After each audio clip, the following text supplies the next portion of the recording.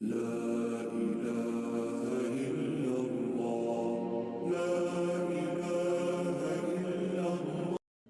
আমি একজন ভালো মুসলিম হতে পারি? আমি এখানে 3টা এরিয়া হাইলাইট করব। এখানে যারা লিখছেন শুধু 3টা ক্ষেত্র। আপনি নিজেকে একটা বাস্তবসম্মত উপায়ে যেন বলতে পারেন, আমি অন্তত এই 3টা জায়গাতে আগের চেয়ে ভালো এবং উন্নতি করেছি। প্রথমটা হলো ইবাদত। আমার প্রথম চিন্তাই হবে ইবাদত নিয়ে। আমার ফজর নামাজ কি আগের চেয়ে ভালো হচ্ছে? আমি কি অন্তত ঈশা আর ফজরটা সময় মতো সঠিকভাবে আদায় করতে পারছি? পুরুষদেরকে বলছি, আমি কি ফজরের জন্য উঠতে পারছি এবং মসজিদে যেতে পারছি? হয়তো এটা প্রতিদিন করতে পারছেন না, কিন্তু এটাকে একটা লক্ষ্য হিসাবে নির্ধারণ করুন। আপনাকে রাতে তাড়াতাড়ি শুয়ে পড়তে হবে। তরুণরা, আমি বলছি আপনি জীবনে কিছুই ঠিকমতো করতে পারবেন না যদি তাড়াতাড়ি না শুয়ে পড়েন। রাতে যে হুক্কা নিয়ে ওইসব উচ্চমার্গীয় কথাবার্তা আপনারা বলেন, সেগুলো এই উম্মাকে কোনো কিছুতে সক্রিয় করবে না। আমি বলছি ওই সমস্ত গম্ভীর আলোচনা, ভালো ভালো কথা, তারপর আপনারা সকাল 10টায় ঘুম থেকে উঠে ফজর পড়ছেন। আপনার গত রাতের শর্মা আর হুক্কা নিয়ে বিশদ আলোচনা, এই উম্মা কি ওগুলোর কারণে জাগবে মনে করেন?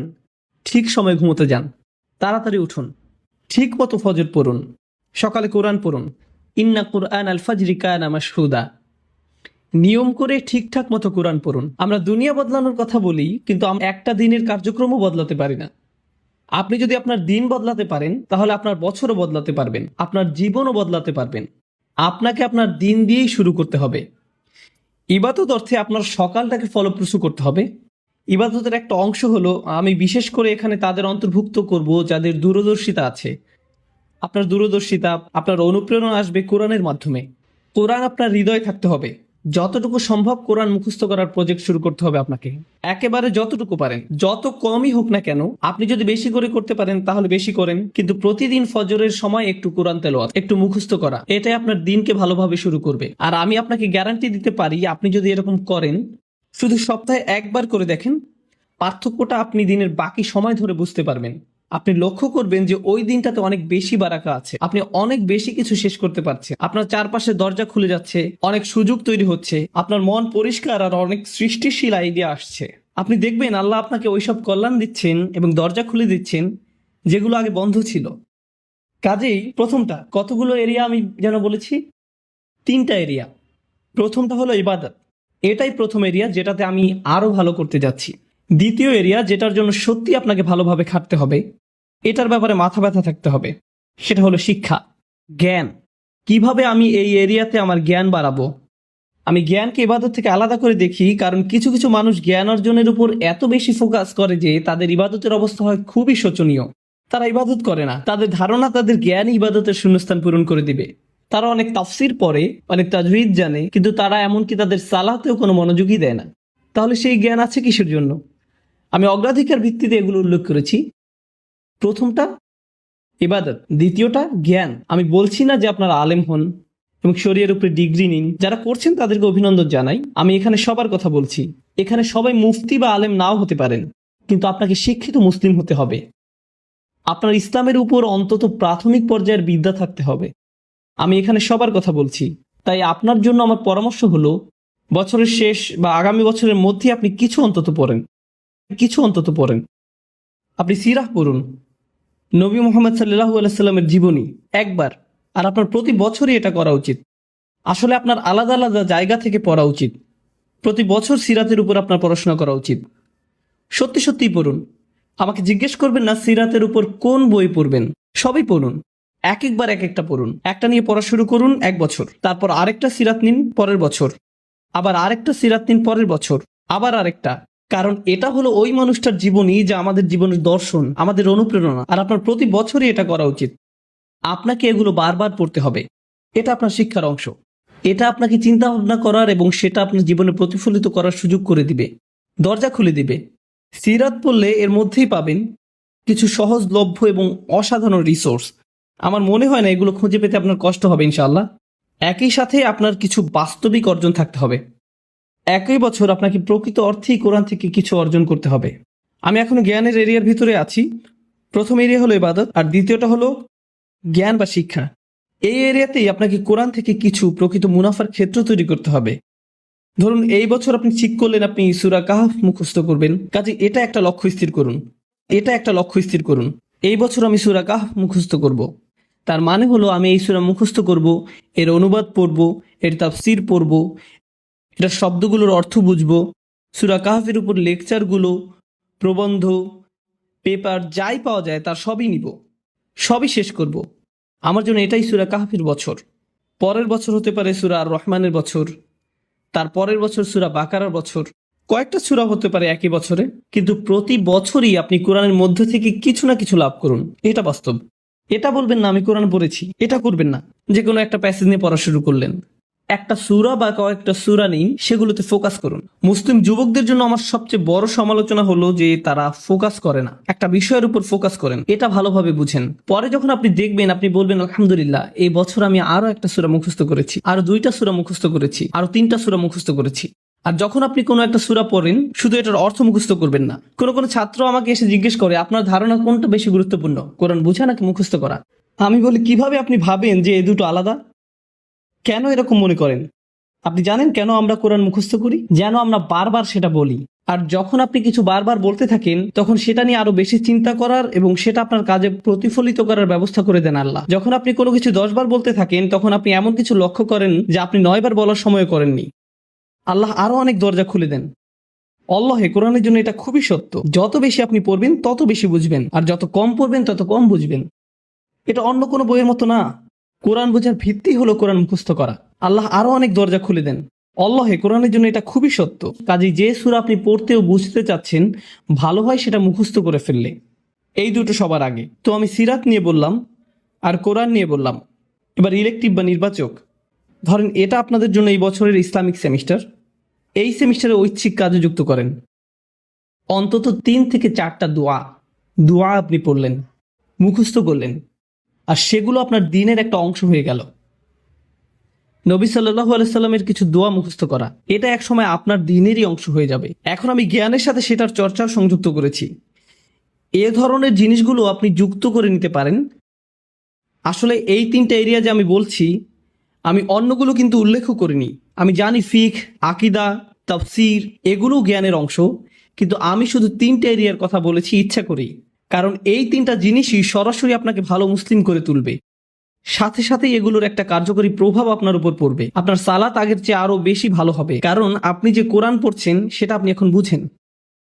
নবী সাল্লাল্লাহু আলাইহি সাল্লামের জন্য আপনার ভালোবাসা বাড়ছে কারণ আপনি তার জীবনী প্রতি বছর পড়ছেন। কাজেই যতবার আপনি সালাওয়াত পড়বেন এটা আরো আন্তরিক হবে। এই সালাওয়াত আপনি আরো গভীরভাবে অনুভব করবেন। দোয়ার জ্ঞান আপনাকে আল্লাহর আরো কাছে নিয়ে আসছে, কারণ এখন আপনি জানেন আপনি তার কাছে কি চাচ্ছেন। এটাই হলো জ্ঞান।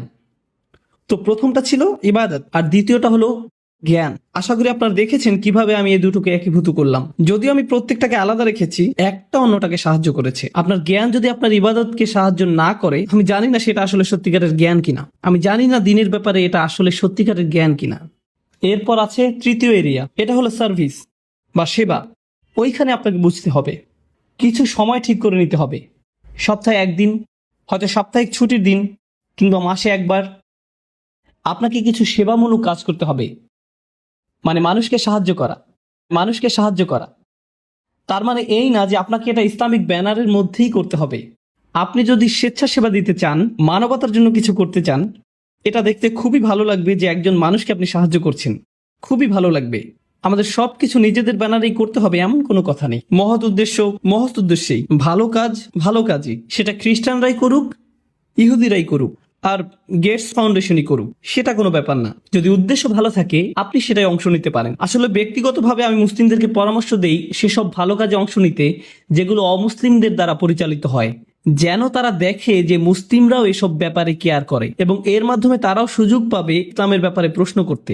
এটা তাদের একটা সুযোগ দেয়। কাজে স্বেচ্ছাসেবা দিন, সাহায্য করুন, এমন কিছুর অংশ হন যেটা আপনার মনপ্রাণে ভালো লাগে। শুধু আপনার জন্যই সেটা করুন, প্রচার করে বেড়াবেন না, এটা নিয়ে টুইট করবেন না, আজকে স্বেচ্ছাসেবা দিয়ে আসলাম, খুবই ভালো লাগছে, আলহামদুলিল্লাহ, বড়াই করছি না, এরকম করবেন না। শুধু আপনার জন্যই করুন। এটা আপনাকে একজন ভালো মানুষ করবে, একজন ভালো ব্যক্তিতে পরিণত হবেন আপনি। আর বাবা মায়েরা আপনাদের যাদের বাচ্চা আছে, বিশেষত টিন এজ ছেলে মেয়ে, আপনি যদি তাদেরকে এই ধরনের কাজে উৎসাহ দিতে পারেন, কাউকে সাহায্য করার কোনো বিষয়ে জড়িত হওয়া আসলে টিন এজ বাচ্চাদের জন্য খুবই গুরুত্বপূর্ণ। এটা তাদের মানসিক পরিপক্কতা তৈরি হওয়ার একটা অংশ। কারণ টিনেজ তরুণরা শুধু মুসলিম তরুণরাই না, সাধারণভাবে সব তরুণরাই আত্মনিমগ্ন থাকে। তাদের দুনিয়াটা তাদের নিয়ে। তারা কিভাবে দেখে, তাদের বন্ধুরা, তাদের ফেসবুক স্ট্যাটাস, তাদের কতজন বন্ধু আছে, যাই হোক না কেন ওই বয়সে এটাই তাদের কাছে গুরুত্বপূর্ণ। তারা খুবই ক্ষুদ্র মনা ধরনের। আপনি যদি ওই বয়সে তাদেরকে এরকম মানসিকতা থেকে টেনে বের করতে পারেন, তাদের নিজেদের বাইরেও অন্য কিছুকেও কেয়ার করতে শিখান, অন্যদের সাহায্য করতে বলেন, মানুষের কষ্ট বা ভোগান্তি আসলে কেমন আর এইসব ক্ষেত্রে সাহায্য করতে বলেন। উদাহরণস্বরূপ কিছুদিন আগে একটা প্রাকৃতিক দুর্যোগ হলো, একটা ঝড় নিউ জার্সি আর নিউ ইয়র্কে আঘাত করলো। আপনার থেকে খুব একটা দূরে না, ওইখানে সাপ্তাহিক ছুটিতে রেড ক্রস বা অন্য কারোর সাথে যে সাহায্য করতে পারেন, যাদের বাড়িঘর ধ্বংস হয়ে গেছে, গাছপালা রাস্তায় পড়ে আছে, রাস্তা বন্ধ হয়ে গেছে, যেটাই হোক আপনি সাহায্য করে চলে আসেন। আপনি যদি সেটা করেন, আমি আপনাকে বলছি এটা আপনাকে আল্লাহর যত নিকটে নিবে আর কোনো কিছুই ততটা করবে না। আপনি যদি এই তিনটা জিনিস করেন, আপনি তাহলে অন্তত মূল ভিত্তিটা স্থাপন করলেন জীবনে কিভাবে ভালো করা যায়। এটা আপনার জীবনের লক্ষ্য না, অন্তত এগুলো আপনি করতে পারলে জীবনে ভালো কিছু অর্জন করতে পারবেন। তো আপনি যখন বসে বসে এটা শুনছেন আর ভাবছেন আমি তো বেশ বড় ভুল করে ফেলেছি, এখানে হয়তো এমন কেউ বসে আছে হয়তো ব্যভিচারের ভুল করে ফেলেছেন, আল্লাহ আপনাদেরকে রক্ষা করুন। আপনাদের কেউ কেউ হয়তো সেই পথে অগ্রসর হচ্ছেন, আপনাদের কেউ কেউ হয়তো শিরক করেছেন। সকল ধরনের অপরাধ সংঘটিত হচ্ছে আর মানুষ সকল ধরনের অপরাধে লিপ্ত হচ্ছে। আপনি যদি তওবা করেন এবং আল্লাহর কাছে ফিরে আসেন, এই সকল অপরাধ শেষ হয়ে যাবে। কিন্তু এরপর আপনাকে ভালো পথে চলতে হবে। ও আমিলা আমালান সলিহা ফাউলাইকা ইউবাদদিলুল্লাহু সাইয়্যাতিহিম হাসানাত। অন্য কথায়, যখন আপনি আল্লাহর কাছে ফিরে আসবেন, এটা প্রকৃত অর্থেই প্রত্যাবর্তন হতে হবে, এটা কৃত্রিম হতে পারবে না। ওয়া কানাল্লাহু গফুরুর রহিমা, আর আল্লাহ সর্বদাই ক্ষমাশীল, অতিমাত্রায় ক্ষমাশীল, সর্বদা প্রেমময়, যত্নশীল এবং করুণাময়। আমার সময় ফুরিয়ে যাচ্ছে, কিন্তু আপনাদের সাথে আরো কয়েকটা বিষয় শেয়ার করতে চাই। আসুন এই তালিকাটা প্রথমে শেষ করি। এটা শেষের দিকে।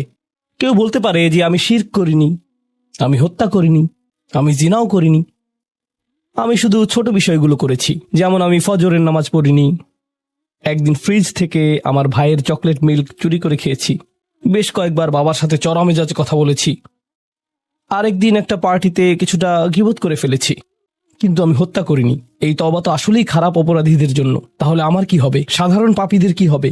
বাকি আমরা যারা রয়েছি, কারণ তারা হলো উঁচু স্তরের পাপী, তাই না? তো পরবর্তী আয়াত বলছে, তোমরা বাকি যারা রয়েছ, ওয়ামান তাবা, যেই তাওবা করেছে, যে কোনো ধরনের তাওবা, আমিলা সালিহান, সৎ কাজ করেছে, ফাইন্নাহু ইয়াতুবু ইলাল্লাহি মাতাবা, তো যখন সে আল্লাহর কাছে ফিরে আসে আন্তরিকভাবে, অনুতপ্ত হয়ে, আল্লাহ সেটাও স্বীকার করেন। না না না, কারণ আমার পাহাড় সম পাপ প্রয়োজন, এটাকে পাহাড় সম পুণ্যে রূপান্তরিত করার জন্য, এটাকে পাহাড় সম পুণ্যে রূপান্তরিত করার জন্য এমন প্রয়োজন নেই।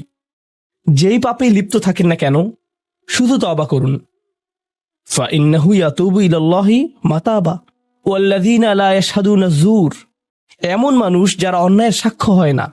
এর অর্থ হলো তারা সহ্য করে না যখন কোনো অন্যায় সংঘটিত হয়। এই মানুষগুলো আল্লাহর কাছে মর্যাদা সম্পন্ন, কারণ তাদের পরিসরে কেউ যখন মানসিকভাবে নির্যাতনের শিকার হয়, কেউ যখন অর্থনৈতিকভাবে নির্যাতনের শিকার হয়, তাদের পরিবারে, ধরুন দুই ভাই মিলে কোনো ব্যবসা করে আর তাদের একজন সকল অর্থ আত্মসাৎ করে অন্যজনকে বঞ্চিত করে, যার ফলে আদালতে গিয়ে এখন একে অপরের বিরুদ্ধে অবতীর্ণ। সেখানে আপনার হয়তো কোনো এক পক্ষের সাথে সম্পর্ক রয়েছে, আপনি নিশ্চুপ দাঁড়িয়ে থেকে অন্যায় হতে দিবেন না। আপনি এটা হতে দিবেন না। যদি এটা আপনার নিজের বাবার বিরুদ্ধেও যায়, যদি এটা আপনার স্বামী, স্ত্রী বা সন্তানদের বিরুদ্ধেও যায়, আপনি অলসভাবে দাঁড়িয়ে থেকে অন্যায়কে সহ্য করবেন না, আপনি প্রতিবাদ করবেন।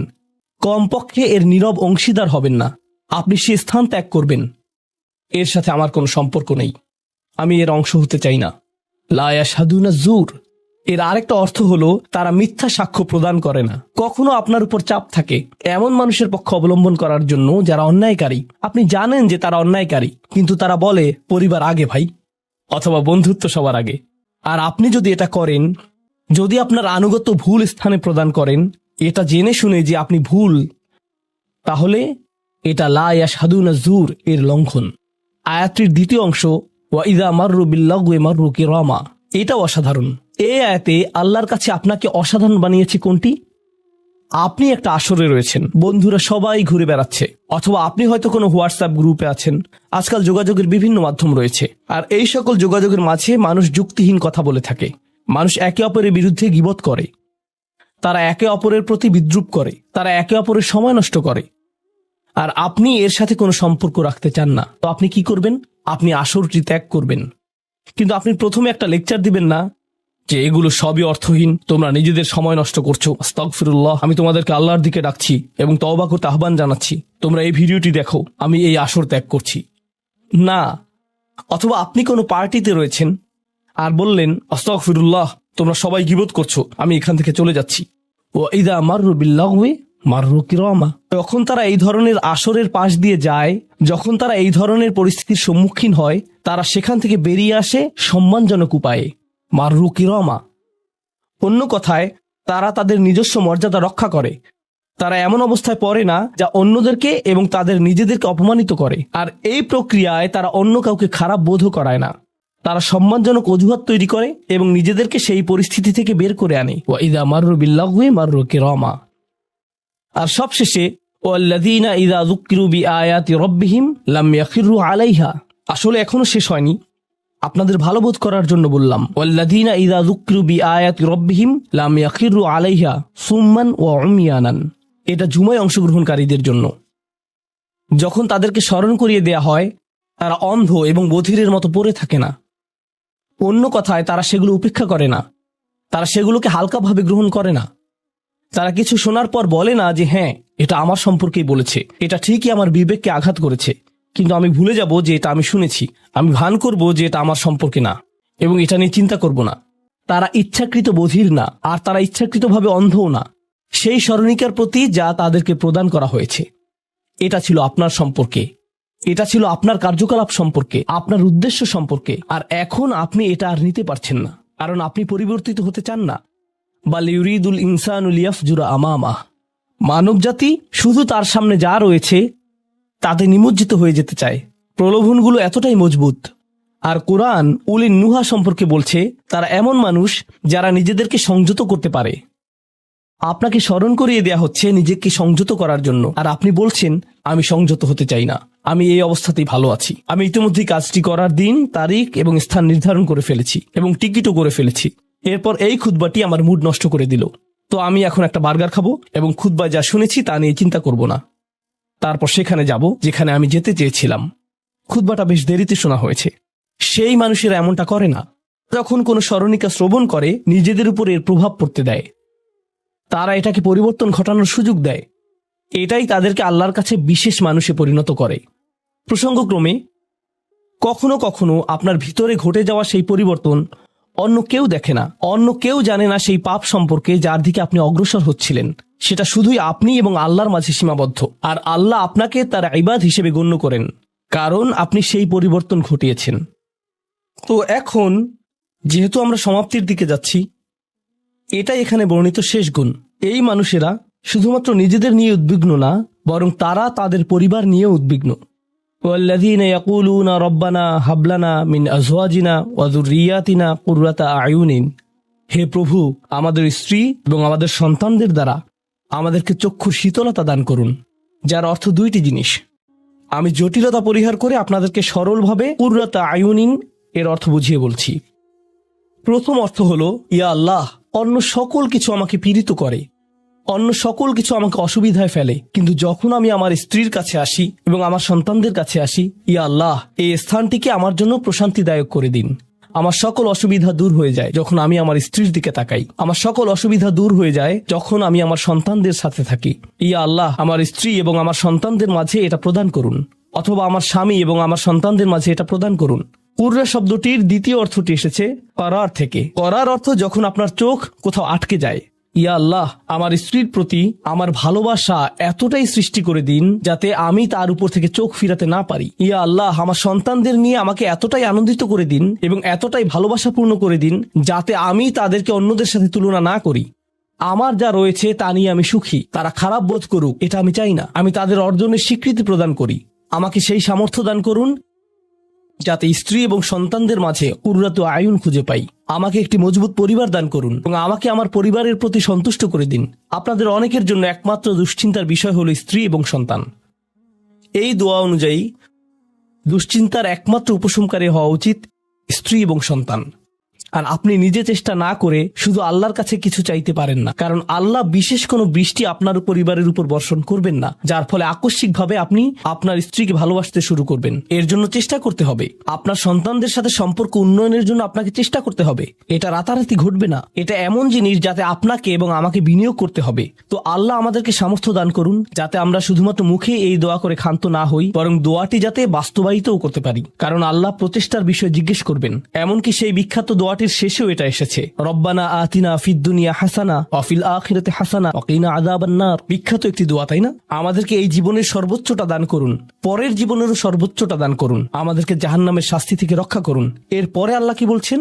উলাইকা লাহুম নাসিবুম মিম্মা কাসাবু। তারা ততটুকু অংশই পাবে যা তারা অর্জন করেছে। আপনি শুধু দোয়া করবেন আর তা কাজ করবে তেমনটা না। আপনাকে অর্জন করতে হবে, আপনার চেষ্টাকে কাজে লাগাতে হবে। তো আপনি যখন আপনার পরিবার নিয়ে উদ্বিগ্ন থাকবেন তখনই আপনি পরিবারে প্রশান্তি প্রদানের জন্য আল্লাহর কাছে চাইবেন। আর প্রসঙ্গক্রমে এটা দিয়ে কি বোঝায়? যে সকল স্বামীরা যারা লন্ডন শহরে রাত 2টা-3টা পর্যন্ত সীসাবারে সময় কাটান কিন্তু বাড়িতে তাদের স্ত্রীদের কাছে যান না, কারণ তারা তাদের স্ত্রীদের মাঝে কোনো প্রশান্তি খুঁজে পান না, আর তাদের স্ত্রীরা তারাও তাদের স্বামীদের মাঝে কোনো প্রশান্তি খুঁজে পান না। যখন তারা বলবেন না ভাই আমাকে বাড়ি যেতে হবে, তখন তারা আল্লাহর কাছে বিশেষ মর্যাদা সম্পন্ন হয়ে উঠবেন। যখন তারা সন্তানদের সাথে সময় ব্যয় করবেন, সন্তানদের থেকে তাদের চোখ সরে যায় না। আর যেহেতু আপনার চোখ তাদের থেকে সরছে না, এর অর্থ আপনি আসলে তাদের সাথে রয়েছেন। এর অর্থ আপনি আসলে সন্তানদের সাথে সময় ব্যয় করছেন এবং সেটা উপভোগ করছেন। এই বিষয়টি আপনাকে আল্লাহর কাছে বিশেষ মর্যাদা সম্পন্ন করে তুলেছে। তাদের জন্যই উলাইকা ইউজজাউনাল গুরফাতা বিমা সাবারু। আর আমাদেরকে মুত্তাকিনদের নেতা হিসেবে কবুল করুন, সৎকর্মশীলদের নেতা হিসেবে কবুল করুন। আমাদের সন্তানদেরকে ভালো সৎকর্মশীল জীবন দান করুন, যার ফলে যখন আমি আপনার সম্মুখে দাঁড়াবো, ইয়া আল্লাহ, আমার পরিবারের সদস্যদের কাজের কারণে আমার সৎকর্মের পরিমাণ শুধু বৃদ্ধিই পাবে। এখন এই সব কিছুর পরে উলাইকা ইউজজাউনাল গুরফাতা বিমা সাবারু, এই মানুষদেরকে প্রদান করা হবে সুউচ্চ প্রাসাদ, তারা যে ধৈর্য প্রদর্শন করেছে তার প্রতিদান স্বরূপ। লক্ষ্য করুন, এখানে আল্লাহ বলছেন তারা যে ধৈর্য প্রদর্শন করেছে তার প্রতিদান স্বরূপ। আপনি যদি এই তালিকার প্রথমে যান, যারা তাদের জিহ্বা সংযত করে, যখন মূর্খ লোকেরা তাদের সাথে কথা বলে তারা বিনয়ী, তারা জিহ্বা সংযত করে। যারা আল্লাহ ছাড়া অন্য কারো ইবাদত করে না, যারা আল্লাহর ইবাদত করে রাতের গভীরে। এই তালিকাটি যা আমরা আলোচনা করলাম তাদের প্রত্যেকেরই প্রয়োজন অধ্যাবসায়, মজবুতি, দৃঢ়তা এবং প্রতিজ্ঞা। আর সবর শব্দটি দিয়ে এটাই বোঝায়। এই মানুষগুলো পুরস্কৃত হবেন তারা যে দৃঢ় প্রতিজ্ঞা দেখিয়েছেন তার জন্য। তারা এর জন্য প্রতিজ্ঞাবদ্ধ ছিলেন। ওয়ায়ুলাক্কাউনা ফিহা তাহিয়াতান ওয়া সালামা, তাদেরকে সেখানে অভ্যর্থনা করা হবে অভিবাদন ও সালাম সহকারে। আল্লাহ তাদের জন্য অভিবাদন প্রেরণ করবেন। আল্লাহ শুধুমাত্র তাদেরকে ভালোবাসবেন না, বরং তিনি তাদেরকে এখন সম্মানিতও করছেন। এরা হলেন আল্লাহ কর্তৃক বিশেষ পুরস্কার প্রাপ্ত। খালিদিনা ফিহা হাসুনাত মুস্তাকাররা ওয়া মুকামা, তারা অবিশ্বাস্য সেই সম্মানের মাঝে এবং সেই সুউচ্চ প্রাসাদের মাঝে চিরকাল থাকবেন। কি চমৎকার স্থান, স্বল্পকালীন এবং চিরকালীন অবস্থানের জন্য। তো আল্লাহ এটাকে জাহান্নামের সাথে তুলনা করেছেন, তাই না? জাহান্নামীরা বলবে আমি এখানে স্বল্পকালের জন্য থাকতে চাই না, চিরকালের জন্যও থাকতে চাই না। আল্লাহ বলেছেন জান্নাতের স্বাদ যদি তুমি সামান্য পরিমাণেও পাও, তুমি এটা আকাঙ্ক্ষা করবে, তুমি এটা চিরকালের জন্য চাইবে। আল্লাহ আমাদের সকলকে চিরকালের জন্য জান্নাতে প্রবেশ করান। আমরা সর্বশেষ আয়াতে এসেছি। আমি জানি যে আমি অতিরিক্ত সময় নিয়েছি, প্রশ্ন উত্তরের জন্য আপনাদের কিছুটা সময় আমার দেওয়া উচিত। আমার আর 4-5 মিনিট প্রয়োজন। শেষের এই আয়াতটি গভীর তাৎপর্যপূর্ণ। এই সূরাটির শেষ আয়াত, এটা এই অনুচ্ছেদটিরও শেষ আয়াত। এই তালিকা যা আপনাকে বিশেষ মর্যাদা সম্পন্ন করবে তার সাথে এর কোনো সম্পর্ক নেই। আয়াতটি কুরাইশ এবং গোটা মানব জাতিকে উদ্দেশ্য করে বলা হয়েছে। আর রাসূলকে বলা হলো যে কিভাবে সৃষ্টিকর্তার নৈকট্য অর্জন করা যাবে। এই তালিকা যেহেতু এখন প্রদান করা হলো, তাহলে আর সমস্যা কোথায়? কুল মা ইয়াবাউ বিকুম রাব্বি লাউলা দুআউকুম ফাকাদ কাযযাবতুম ফাসাউফা ইয়াকুনু লিজামা। এই আয়াতটিকে ব্যাখ্যা করার বেশ কয়েকটি দৃষ্টিভঙ্গি রয়েছে। আমি সরলভাবে এর কয়েকটি আপনাদের সাথে শেয়ার করতে চাই। সময় স্বল্পতার কারণে আমি ভাষাতাত্ত্বিক আলোচনায় যাব না। আমি শুধু অন্তর্নিহিত অর্থগুলোর সহজ বাংলা বর্ণনা করব। আল্লাহ একদিকে বলছেন আল্লাহর সম্মুখে তোমাদের কি গুরুত্ব আছে, আল্লাহর সামনে তোমাদের কি মূল্য আছে, তোমরা কি মনে করো, তোমরা যখন আল্লাহর সামনে উপস্থিত হবে কি মূল্য তোমাদের থাকবে। মানবজাতি হিসেবে তোমাদের একটা মর্যাদা দেয়া হয়েছে যা অন্য কাউকে দেয়া হয়নি। দুআউকুম, তোমরা নিজেদের ইচ্ছায় আল্লাহকে ডাকতে পারো। আল্লাহকে ডাকতে হলে তোমাদের নিজস্ব ইচ্ছা শক্তিকে প্রয়োগ করতে হয়। পাহাড়, গাছ, পাখি, তাদের কোনো নিজস্ব ইচ্ছা নেই, তারা আল্লাহকে ডাকতে বাধ্য। ওয়া ইম মিন শাইইন ইল্লা ইউসাব্বিহু বিহামদিহি ওয়ালাকিন লা তাফকাহুনা তাসবিহাহুম। তোমরা আল্লাহর কাছে মূল্যবান যদি একটি জিনিস না থাকে, আর তা হলো তোমাদেরকে বাছাই করা হয়েছে তাকে ডাকার জন্য, কিন্তু তোমরা সেই দায়িত্বকে পরিত্যাগ করেছো। ফাকাদ কাযযাবতুম, আল্লাহকে ডাকার এই আমন্ত্রণকে তোমরা মিথ্যা সাব্যস্ত করেছো। ফাসাউফা ইয়াকুনু লিজামা, এই শাস্তি তোমাদেরকে পরিত্যাগ করবে না। এটা হবে এমন জিনিস যা থেকে তোমরা মুক্ত হতে পারবে না। এটা প্রথম অর্থ। আয়াতটির আরেকটি অর্থ হলো আল্লাহ কাফেরদের এবং যারা সকল ধরনের পাপ কাজ করে তাদেরকে বলছেন, আমার কাছে তোমাদের কোনো মূল্য নেই। আর তোমাদের এখনো টিকে থাকার একমাত্র কারণ হলো তোমাদের মধ্যে কিছু মানুষ রয়েছে যারা এখনো আমাকে ডাকে। পৃথিবীর বুকে এখনো কিছু ইমানদার রয়েছে যারা এখনো আল্লাহর উদ্দেশ্যে ক্ষমা প্রার্থনা করে, আর তারাই একমাত্র কারণ যে জন্য তোমরা এখনো বেঁচে আছো।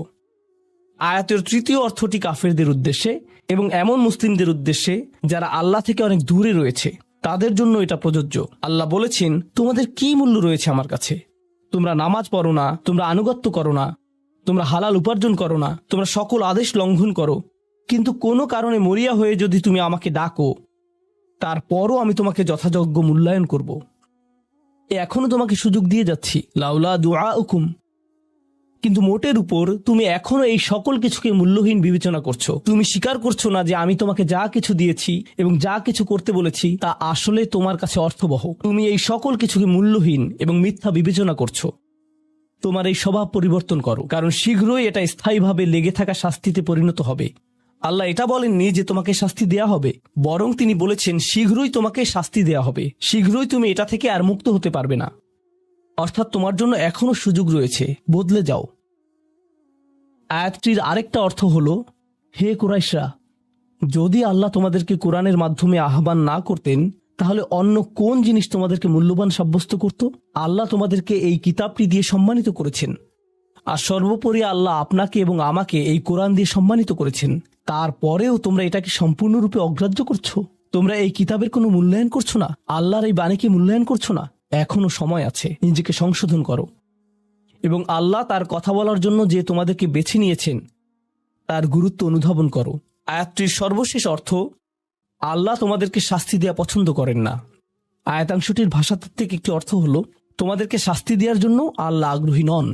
তার কোনো উদ্দেশ্য এবং আকাঙ্ক্ষা নেই তোমাদেরকে শাস্তি দেওয়ার, কিন্তু আল্লাহ ছাড়া অন্য কাউকে ডাকার যে অপরাধ তোমরা সংঘটিত করেছ তা এতই বড় যে এর জন্য শাস্তি দিতেই হবে। অন্য কথায় আল্লাহ আপনাকে শাস্তি দিচ্ছেন যদিও তিনি চান না। মা ইয়াফআলুল্লাহু বিআযাবিকুম, তোমাদেরকে শাস্তি দিয়ে আল্লাহর কোনো প্রাপ্তি নেই। আপনাকে শাস্তি দিয়ে আল্লাহর কি পাওয়ার আছে? আল্লাহ এখানে বলছেন, আমি তোমাদেরকে শাস্তি দিতে চাই না, কিন্তু তোমাদের অপরাধগুলো অনেক বড়, আর শীঘ্রই এই শাস্তি স্থায়ী হয়ে যাবে। এই মুহূর্তে এগুলো অস্থায়ী, তোমরা এগুলো মুছে ফেলতে পারো। তাই এখনো ফিরে আসো, আল্লাহর দিকে ফিরে আসো। আমাদেরকে এই সকল সুযোগ দেবার পর শুধুমাত্র তার কাছে ফিরে আসাই না, বরং তার নৈকট্য লাভের সুযোগ দেওয়ার পর সবশেষে তিনি বলছেন, কেন তোমরা শাস্তি পেতে চাও? আমি তো তোমাদেরকে শাস্তি দিতে চাই না, তোমরা শুধু ফিরে আসো।